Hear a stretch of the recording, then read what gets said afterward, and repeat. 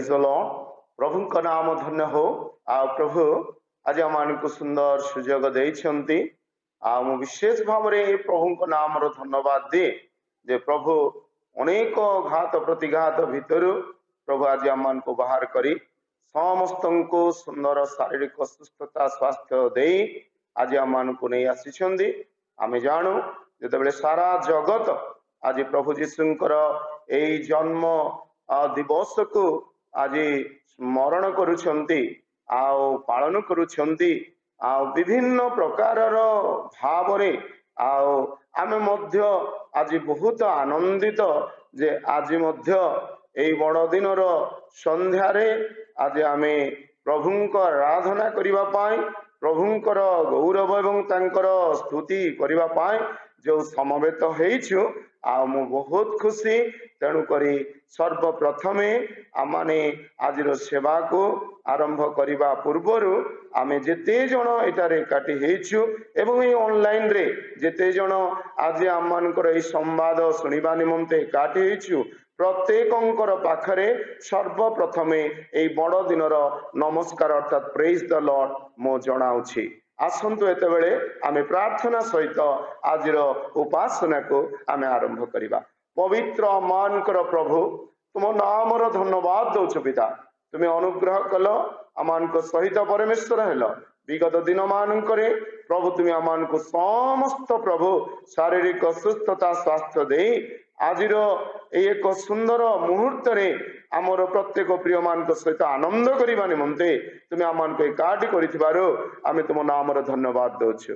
आउ थरे समस्त विषय को आज उपासना को तुम हाथ रे समर्पण करी ए प्रार्थना जीशुंक नाम रे मागुछु आमीन।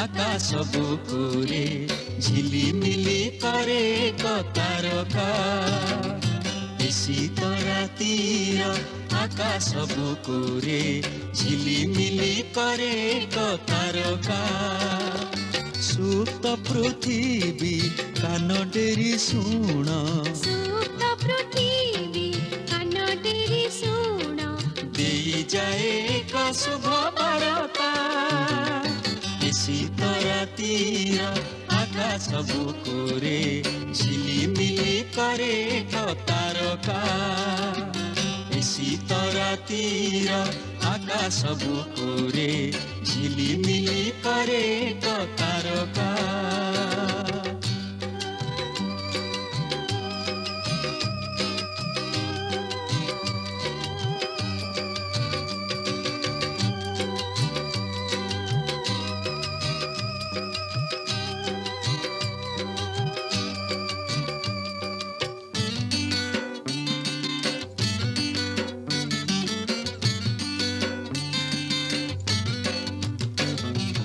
अनेक कलुष अंगरे बही क्लांत होइछि मनीष जाति अनेक कलुष अंगरे बही क्लांत होइछि मनीष जाति ସେଥିପାଇଁ ଆଜି ଈଶାନ ନିନ୍ଦନ ସେଥିପାଇଁ ଆଜି ଈଶାନ ନିନ୍ଦନ ଧୂଳି ଧରଣୀରେ ତାସେ ଜପାତି ଧୂଳି ଧରଣୀରେ ତାସେ ଜପାତି मृदु कल्लोळे करे मुखरित ମୃଦୁ କଲ୍ଲୋଳେ କରେ ମୁଖରିତ गंगा तेजरे विश्व जनता शीत रातिर आकाश बुकुरे झिलिमिली करे कतारका शीत रातिर आकाश बुकुरे झिलिमिली करे कतारका।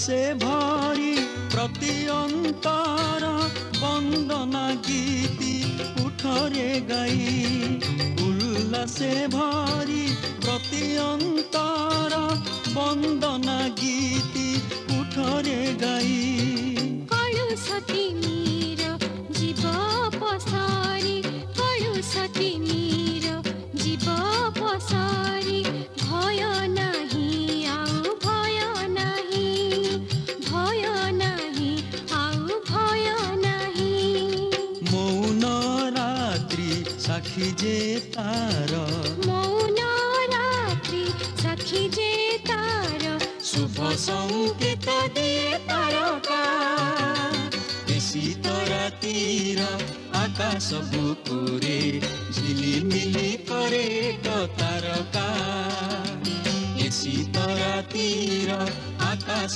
বুকুরে ঝিলিমিলি করে তারকা সুত পৃথিবী কান ডেরি শুণ সুপ্ত পৃথিবী কান ডেরি শুণ দেই যায় এক শুভ বার্তা শীত রাতির আকাশ বুকুরে ঝিলিমিলি করে তারকা শীত রাতির আকাশ বুকুরে ঝিলিমিলি করে তারকা ঝিলিমিলি করে তারকা ঝিলিমিলি করে তারকা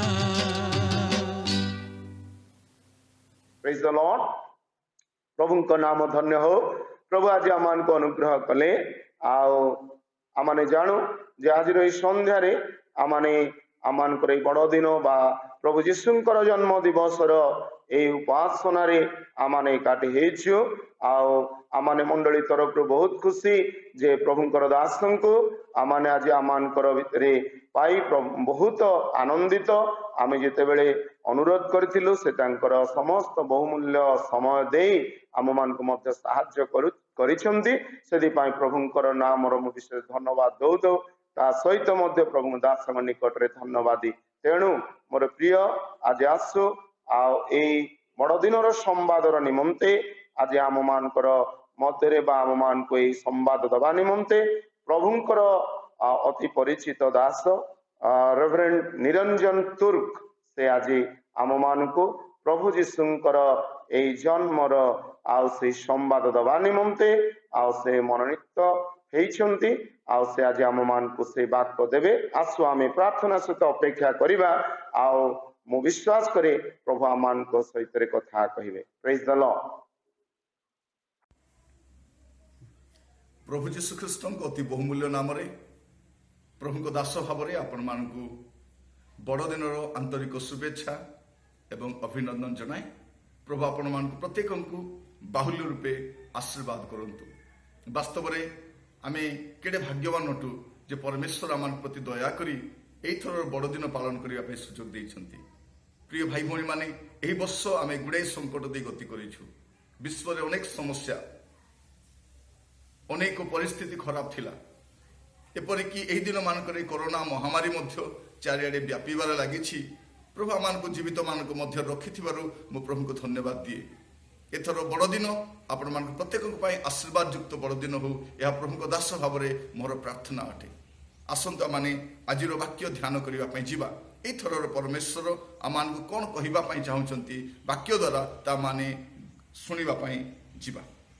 ଆଜିର ଧ୍ୟାନ ନିମନ୍ତେ ଶାସ୍ତ୍ରର ଅଂଶଟି ମୁଁ ମନୋନୀତ କରିଛି, ଯାହା ଆପଣମାନେ ପାଇବେ ଏଭ୍ରି ତାର 10 ପର୍ବ 4 ପଦରୁ 7 ପଦ ପର୍ଯ୍ୟନ୍ତ।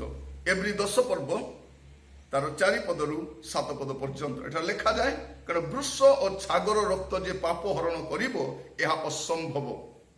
ସେଥିପାଇଁ ଖ୍ରୀଷ୍ଟ ଜଗତକୁ ଆଗମନ କରି କହନ୍ତି, ବଳିଦାନ ଓ ନୈବେଦ୍ୟ ନ ଲୋଡ଼ି ମୋ ନିମନ୍ତେ ଏକ ଶରୀର ପ୍ରସ୍ତୁତ କଲ। ହୋମ ବଳି ଓ ପାପାର୍ଥକ ବଳିରେ ତୁମେ ସନ୍ତୁଷ୍ଟ ହେଲ ନାହିଁ। ସେତେବେଳେ ମୁଁ କହିଲି, ଦେଖ ଶାସ୍ତ୍ରରେ ମୋ ବିଷୟରେ ଲେଖା ଅଛି, ଫେଇସ୍ପର ତୁମ୍ଭର ଇଚ୍ଛା ସାଧନ କରିବାକୁ ମୁଁ ଆସିଅଛି। এই ଅଂଶଟି ଆମେ ଅନେକ ଥର ପଢିଛୁ, କିନ୍ତୁ ବାସ୍ତବରେ ଏ ଅଂଶ ପ୍ରଭୁ ଯୀଶୁ ଖ୍ରୀଷ୍ଟଙ୍କର ଜଗତକୁ ଆଗମନ କରିବାର ଉଦ୍ଦେଶ୍ୟକୁ ଦର୍ଶାଏ। ଏଠା ଲେଖାଯାଏ କାରଣ ବୃଷ ଓ ଛାଗର ରକ୍ତ ଯେ ପାପ ହରଣ କରିବ ଏହା ଅସମ୍ଭବ ଅଟେ। ସେଥିପାଇଁ ଖ୍ରୀଷ୍ଟଙ୍କୁ ଜଗତକୁ ଆସିବା ପାଇଁ ପଡ଼ିଲା। ସେଇଥିପାଇଁ ଈଶ୍ୱରଙ୍କୁ ଦେହ ଧାରଣ କରି ଜଗତକୁ ଆସିବା ପାଇଁ ପଡ଼ିଲା। କାରଣ ତାଙ୍କ ବିନା ଉଦ୍ଧାର ସମ୍ଭବ ନୁହେଁ। ତାଙ୍କ ବିନା କେହି ମଧ୍ୟ କାହାରିକୁ ଉଦ୍ଧାର କରିପାରିବ ନାହିଁ। ବା ପାପୀ ମନୁଷ୍ୟ ଯେତେ ଦାନ ଧର୍ମ ତପସ୍ୟା ଯାହା କରି ମଧ୍ୟ ସାଧନା କରି ମଧ୍ୟ ସେ ଉଦ୍ଧାର ପ୍ରାପ୍ତ ହୋଇପାରିବ ନାହିଁ। ତେଣୁ ଖ୍ରୀଷ୍ଟ ଜଗତକୁ ଆସିଲେ।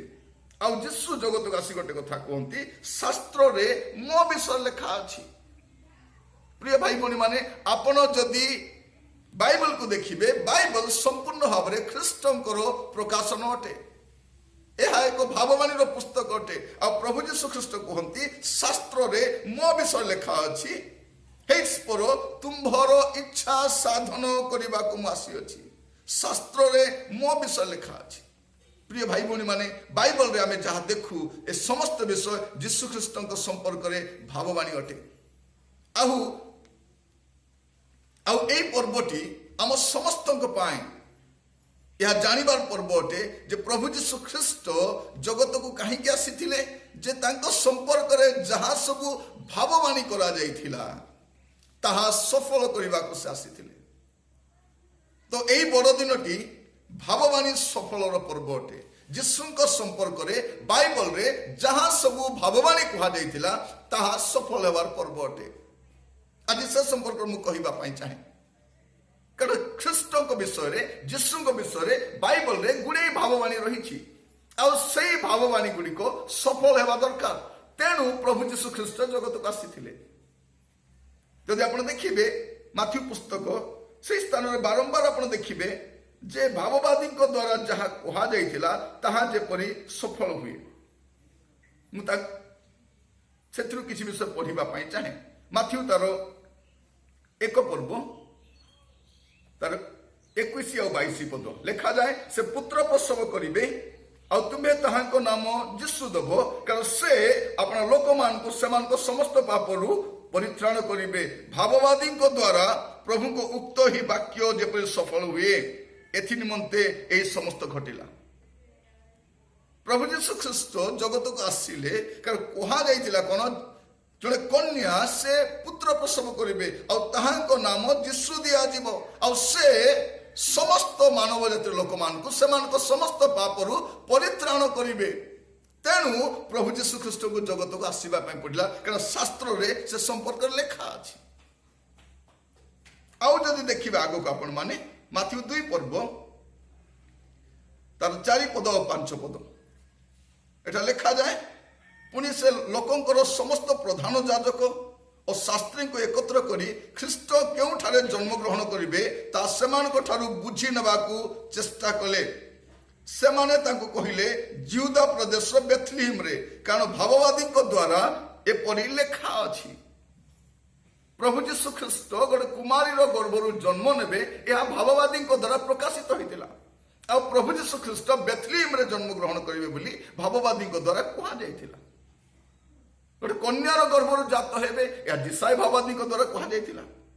ଆଉ ସେ କେଉଁ ସ୍ଥାନରେ ଜନ୍ମଗ୍ରହଣ କରିବେ ସେ ସମ୍ପର୍କରେ ମିଖା ଭବିଷ୍ୟତ ବକ୍ତା ତାର 5 ପର୍ବ 2 ପଦରେ କୁହନ୍ତି। ମୁଁ ଏହା କହିବାର ଅର୍ଥ, ପ୍ରିୟ ଭାଇ ଭଉଣୀ ମାନେ, ପ୍ରଭୁ ଯୀଶୁଙ୍କ ସମ୍ପର୍କରେ ଯାହା ଯାହା ଶାସ୍ତ୍ରରେ ଭାବବାଣୀ କରାଯାଇଥିଲା ତାହା ସଫଳ କରିବା ପାଇଁ ପ୍ରଭୁ ଯୀଶୁ ଖ୍ରୀଷ୍ଟ ଜଗତକୁ ଆସିଥିଲେ। ଯଦି ଆପଣ ଦେଖିବେ ମାଥ୍ୟୁ 2 ପର୍ବ ତାର 15 ପଦ, ଆଉ ହେରୋଦଙ୍କ ମରଣ ପର୍ଯ୍ୟନ୍ତ ସେଠାରେ ରହିଲେ, ଯେପରି ଭାବବାଦୀଙ୍କ ଦ୍ୱାରା ପ୍ରଭୁଙ୍କର ଉକ୍ତ ହିଁ ବାକ୍ୟ ସଫଳ ହୁଏ, ମିଶ୍ରରୁ ଆମ୍ଭେ ଆପଣା ପୁତ୍ରଙ୍କୁ ଆହ୍ୱାନ କଲୁ। ଏହା ହସାଇ ଭବିଷ୍ୟତ ବକ୍ତା ଲେଖୁଛନ୍ତି ତାର 11 ପର୍ବ 1 ପଦରେ। ଭାବବାଣୀ ହେଇଥିଲା ଯେ ପ୍ରଭୁ ଯୀଶୁ ଖ୍ରୀଷ୍ଟ ମିଶ୍ରକୁ ଯିବେ, କାରଣ ତାଙ୍କୁ ମାରିବା ପାଇଁ ହେରୋଦ ଉଦ୍ୟତ ଅଟନ୍ତି। ଏହା ମଧ୍ୟ ଭାବବାଣୀ କରାଯାଇଥିଲା। ପ୍ରିୟ ଭାଇ ଭଉଣୀ ମାନେ, ମୁଁ ଆପଣମାନଙ୍କୁ କହିବା ପାଇଁ ଚାହେଁ, ଏଇ ଥରର ବଡ଼ଦିନ ଆମ ସମସ୍ତ ପାଇଁ ଅନନ୍ୟ ଅଟେ, କାରଣ ସମସ୍ତ ଭାବବାଣୀ ସଫଳ ହେଇସାରିଛି। ଆଉ ଯାହା ବାକି ଅଛି ସେ ସମ୍ପର୍କରେ ମୁଁ ଆପଣମାନଙ୍କୁ କହିବା ପାଇଁ ଚାହେଁ। ଆମେ କେବଳ ବଡ଼ଦିନର ମାତି ନ ରହୁ, ଏହା ଭାବବାଣୀ ସଫଳର ପର୍ବ ଅଟେ, କାରଣ ଭାବବାଣୀ ଗୁଡ଼ାକ ସଫଳ ହେବାର ଅଛି। ଯଦି ଆପଣ ଦେଖିବେ ମାଥ୍ୟୁ 2 ପର୍ବ ତାର 17 ପଦ ଲେଖାଯାଉଛି, ସେତେବେଳେ ଜିରିମିୟ ଭାବବାଦୀଙ୍କ ଦ୍ୱାରା ଉକ୍ତ ହିଁ ବାକ୍ୟ ସଫଳ ହେଲା।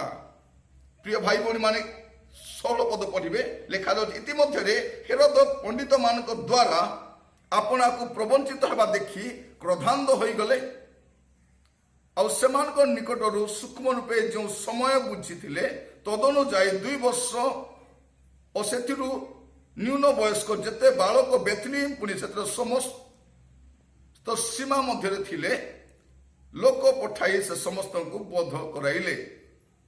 ପ୍ରିୟ ଭାଇ ଭଉଣୀ ମାନେ ଏହା ମଧ୍ୟ ଭାବବାଣୀ କରାଯାଇଥିଲା ଯେ 18 ପଦ ଲେଖାଯାଉଛି ରାମାରେ ସ୍ୱର ଶୁଣାଗଲା ରୋଦନ ଅତିଶୟ ବିଳାପ ରାହେଲ ଆପଣା ସନ୍ତାନ ମାନଙ୍କ ନିମନ୍ତେ ରୋଦନ କରୁଥିଲା ଆଉ ସେମାନେ ନାହାନ୍ତି ବୋଲି ସେ ସାନ୍ତ୍ୱନାର କଥା ମାନିବାକୁ ଇଚ୍ଛା କରୁନଥିଲା।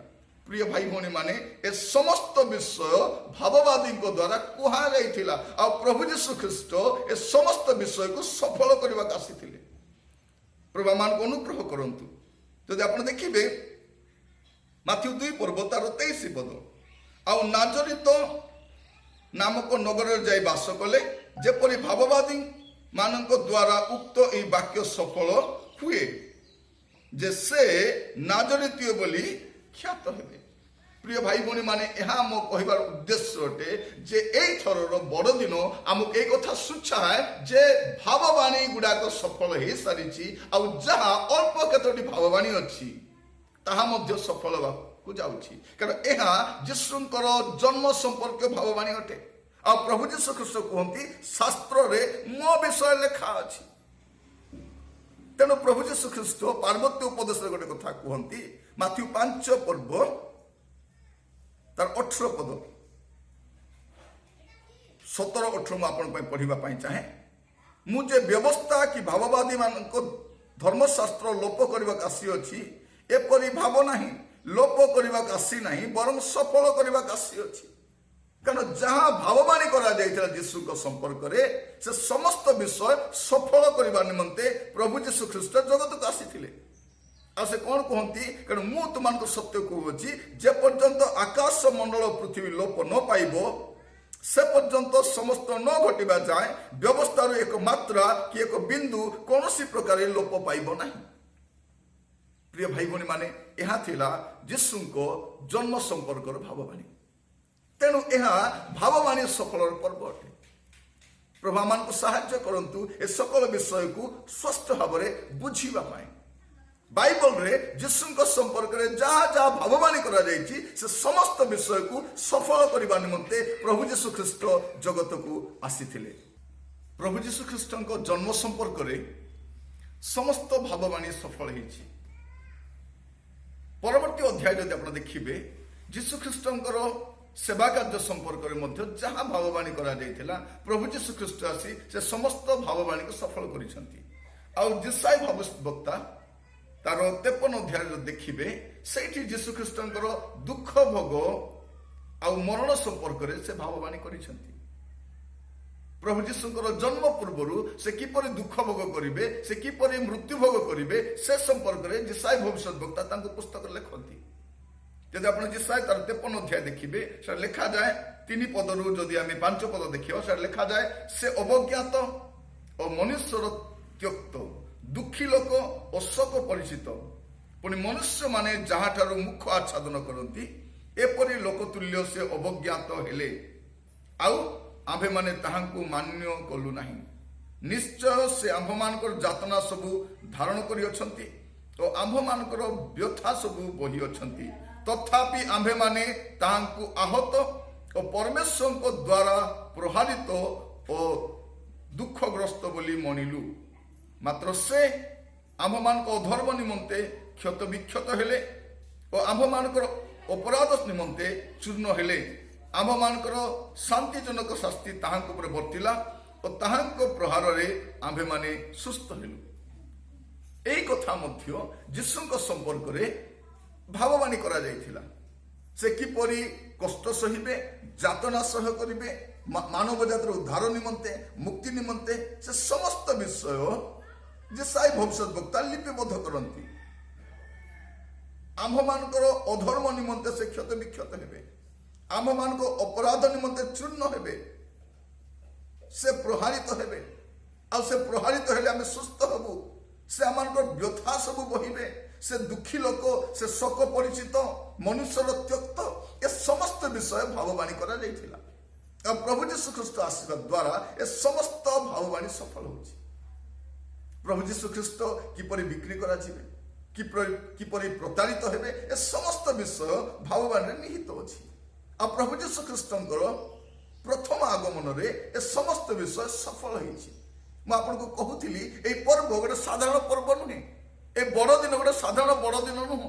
କେବଳ ଆମୋଦ ପ୍ରମୋଦରେ ସମୟ ବ୍ୟସ୍ତ କରିବାର ବିଷୟ ନୁହଁ, ମାତିବାର ସମୟ ନୁହଁ। ଏହା ଜଗତ ନିବାସୀ କେବଳ ବଡ଼ଦିନକୁ ସେମାନେ ପ୍ରାୟୋରିଟି ଦିଅନ୍ତି, କିନ୍ତୁ ୟା ପଛରେ ଗୋଟେ ଭାବବାଣୀ ଗୁଡ଼ାକ ସଫଳ ହେଇ ଚାଲିଛି। ଏଇ କଥା ବୁଝିବାର ଆବଶ୍ୟକ ଅଛି।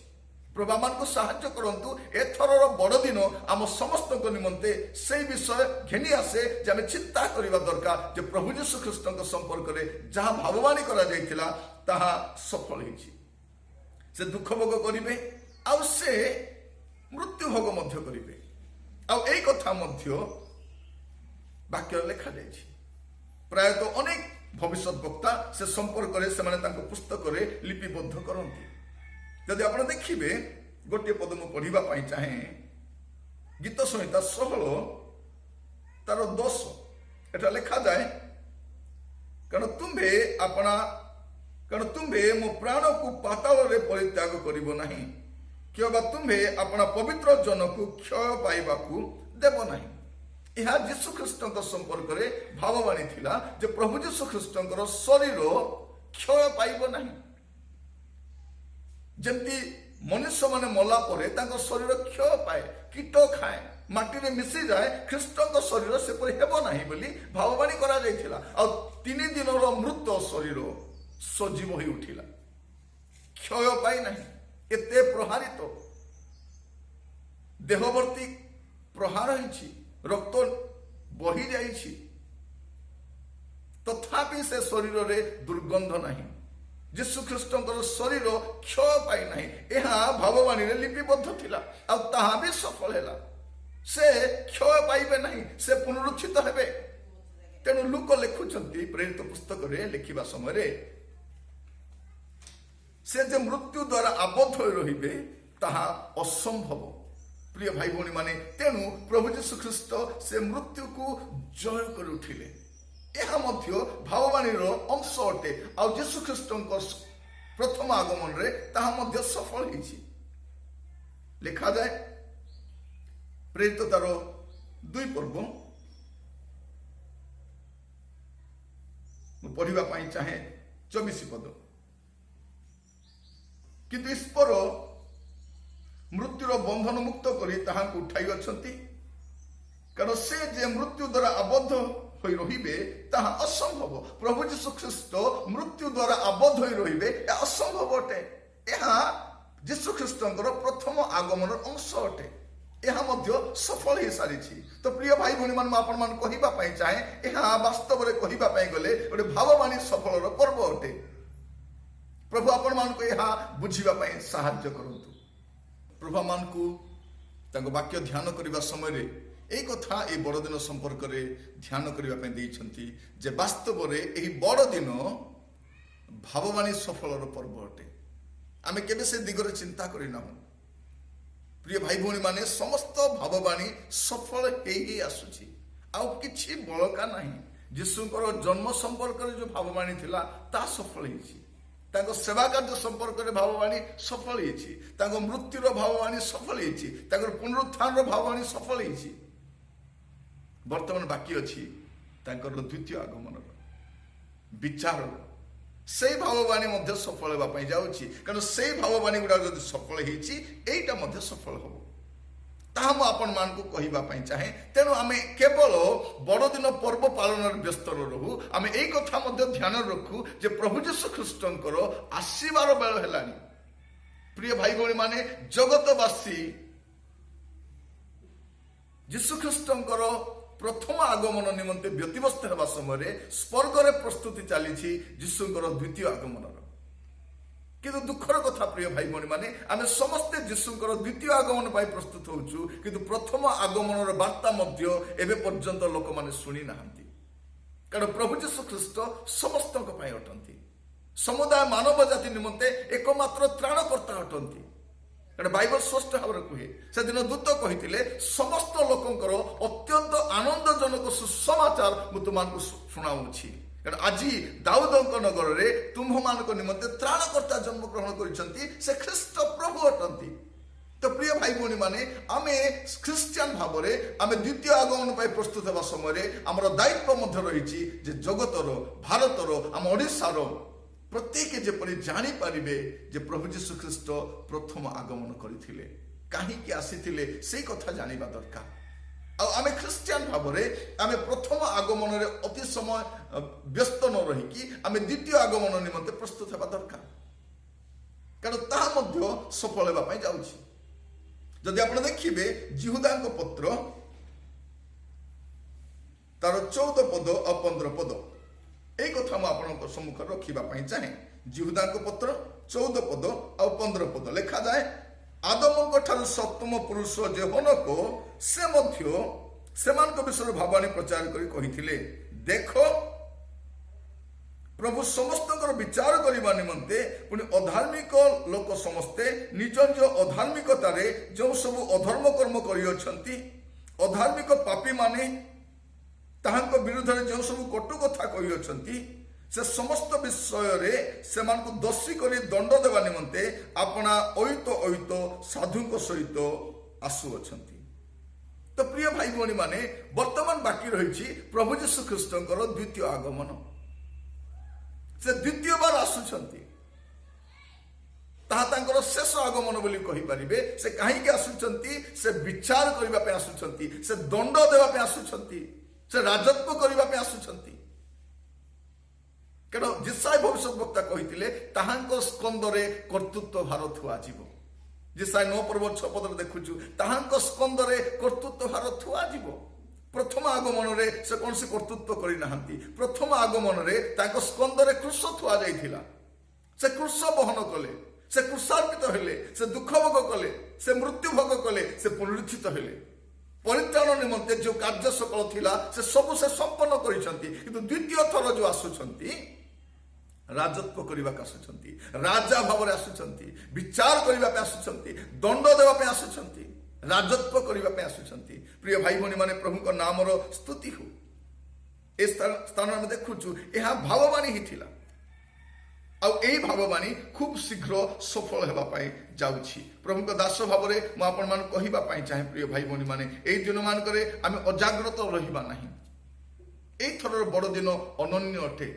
ହୁଏତ ଆପଣ ଚର୍ଚ୍ଚକୁ ଯାଇପାରୁନାହାନ୍ତି, ହୁଏତ ସଭା ସମିତିକୁ ଯାଇପାରୁନାହାନ୍ତି, ହୁଏତ କଂଗ୍ରିଗେସନ ଭାବରେ ଏକାଠି ବସି ପାରୁନାହାନ୍ତି। ପ୍ରଭୁ କହିବା ପାଇଁ ଚାହାନ୍ତି, ଗୃହ ମଧ୍ୟରେ ବସିକି ଆପଣ ପରିବାରକୁ ସଜାଡ଼ିବା ପାଇଁ, ଜୀବନ ସଜାଡ଼ିବା ପାଇଁ, ପାପରୁ ଫେରିବା ପାଇଁ, ମନ୍ଦତାରୁ ଫେରିବା ପାଇଁ, ଅବାଟରୁ ଫେରିବା ପାଇଁ ପରମେଶ୍ୱର ଆମ ସମସ୍ତଙ୍କ ସହିତ ବାକ୍ୟ ଦ୍ୱାରା ସେ କଥା ହେଉଛନ୍ତି। କାରଣ ସେ ଖୁବ୍ ଶୀଘ୍ର ଆସୁଛନ୍ତି।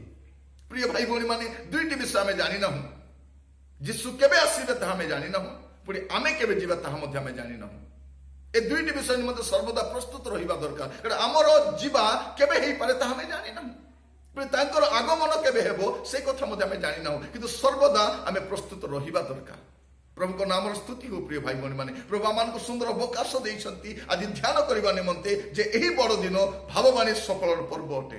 ଯଦି ଆପଣ ଦେଖିବେ ଯାକୁବ 5 ପର୍ବ ତାର 9 ପଦ ଲେଖାଯାଉଛି, ହେ ଭାଇମାନେ, ତୁମେମାନେ ଯେପରି ଦଣ୍ଡ ପ୍ରାପ୍ତ ନ ହୁଅ ଏଥି ନିମନ୍ତେ ପରସ୍ପର ବିରୁଦ୍ଧରେ ବଚସା ନ କର। ଦେଖ ବିଚାରକର୍ତ୍ତା ଦ୍ୱାର ନିକଟରେ ଦଣ୍ଡାୟମାନ ହୋଇଅଛନ୍ତି।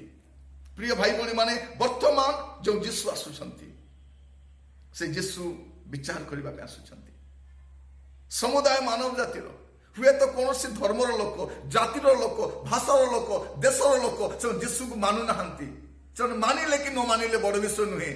ହୁଏତ ସେମାନେ ଯୀଶୁକୁ ତ୍ରାଣକର୍ତ୍ତା ଭାବରେ ବିଶ୍ୱାସ କରୁନାହାନ୍ତି, କିନ୍ତୁ ବିଚାରକର୍ତ୍ତା ଭାବରେ ଗ୍ରହଣ କରିବା ପାଇଁ ବାଧ୍ୟ। କାରଣ ସେ ହିଁ ଏକମାତ୍ର ବ୍ୟକ୍ତି ଯେ ଜଗତର ବିଚାର କରିବେ।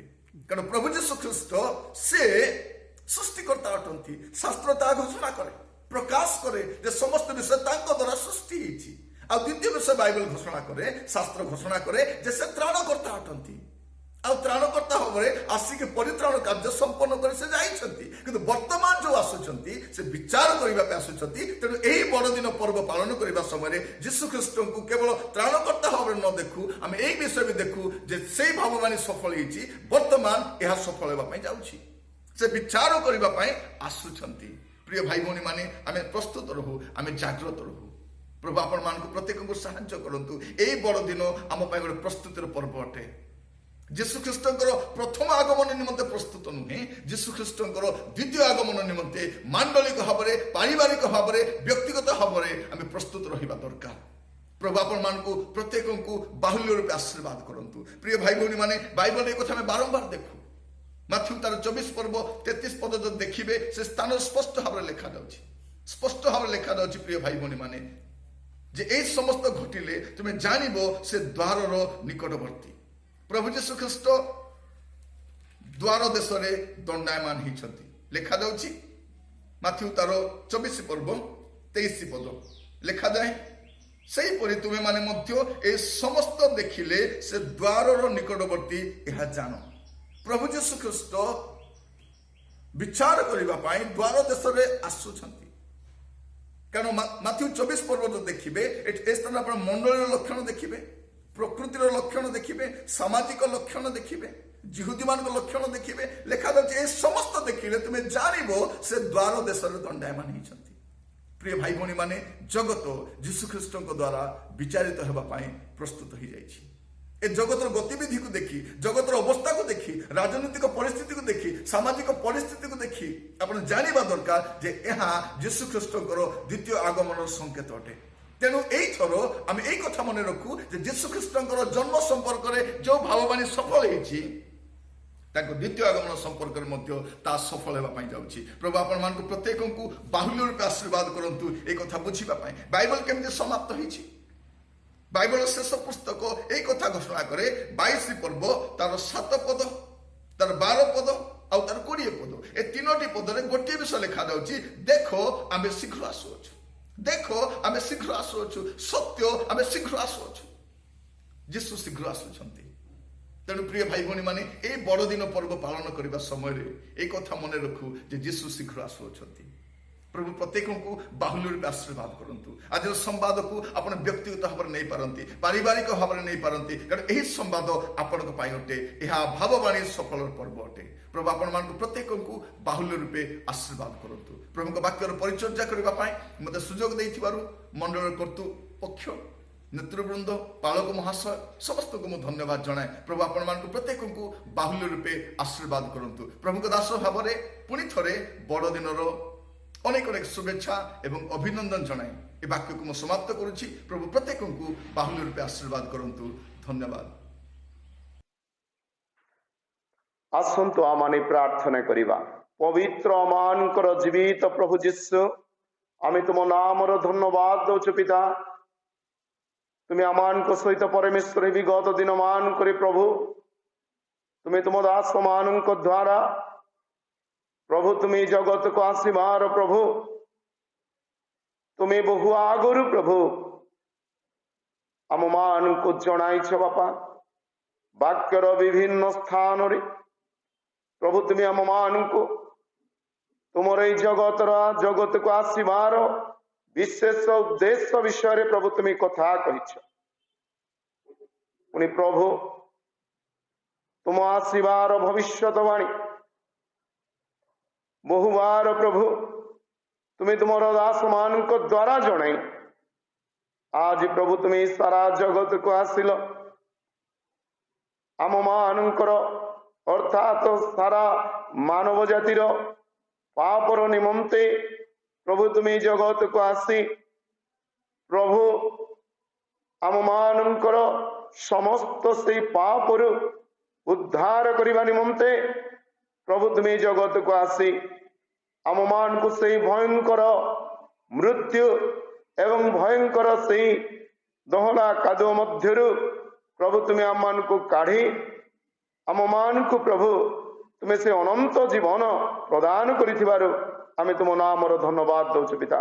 तुम्हें दया कर सहित परमेश्वर ही प्रभु आज जेतेबेले सारा जगत तुमर एई जन्म दिवस को पालन करुछंती ए जन्म दिवस को स्मरण करुछंती प्रभु यार मुख्य उद्देश्य प्रभु बहु वर्ष आगु तुमर दास मान द्वारा तुमर वाक्य आउ से भविष्यवाणी प्रभु तुम्हें दे जनाइल जे प्रभु जीशु आसवे आउ जगतर पापर भार को निज उपर नेबे एवं आम मान को परित्राण देवे।